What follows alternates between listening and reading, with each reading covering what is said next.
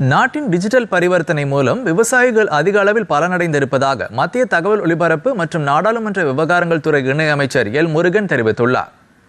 சர்வதேச கூட்டுறவு தினத்தையொட்டி வேலூரில் இன்று நடைபெற்ற நிகழ்ச்சியில் பங்கேற்று பேசிய அவர், தற்போது இந்த பகுதியைச் சேர்ந்த பாரம்பரிய கத்திரிக்காய்க்கு புவிசார் குறியீடு கிடைக்கப் பெற்றிருப்பதன் மூலம் விவசாயிகள் பலனடைந்து வருவதாக கூறினார்.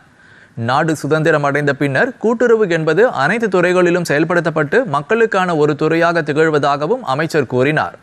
கடந்த 2021ஆம் ஆண்டில் கூட்டுறவுத்துறைக்கு என்று மத்திய அரசு தனியான ஒரு துறையை ஏற்படுத்தியதன் மூலம் மேலும் வளர்ச்சி அடைந்திருப்பதாக அவர் தெரிவித்தார்.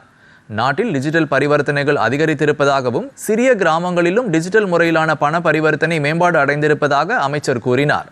வரும் 2047ஆம் ஆண்டுக்குள் வளர்ச்சியடைந்த இந்தியா என்ற நிலையை அனைத்து துறைகளிலும் நாம் அடைவதற்கான அனைத்து நடவடிக்கைகளும் எடுக்கப்பட்டிருப்பதாகவும் மத்திய அமைச்சர் எல் முருகன் தெரிவித்தார். முதன்மை வேளாண் கூட்டுறவு கடன் சங்கங்கள் நமக்கு தெரியும், கிராம லெவலில் பிஎஸ்சிஸ் என்று சொல்லக்கூடிய கூட்டுறவு சங்கங்கள் இயங்கிக் கொண்டிருக்கிறது.